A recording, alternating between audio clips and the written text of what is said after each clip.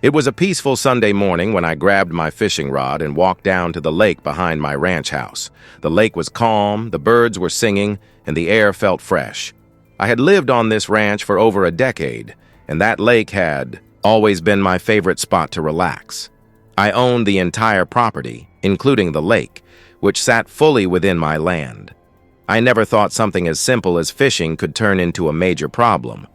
As I stood by the water with my line cast out, I noticed a woman walking toward me from the nearby road.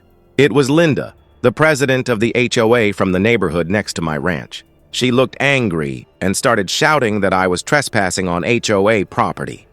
I calmly explained that the lake was on my land and I had all the legal documents to prove it. But she didn't listen. Instead, she pulled out her phone and called the cops, claiming I was illegally fishing in a private community area. I couldn't believe what I was hearing. A few minutes later, 2 police officers showed up and asked me to explain. I showed them my ID and told them I was on my own property. Still, they said they needed to take me in until ownership could be verified. I cooperated because I had nothing to hide.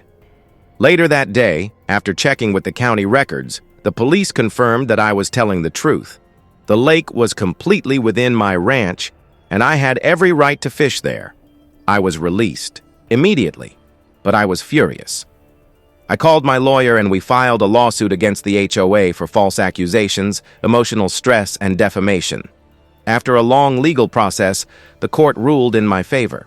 I was awarded $1.2 million in damages. The HOA had to apologize publicly, and Linda was removed from her position. Now I fish at my lake in peace, knowing I stood up for myself and made them pay for their mistake.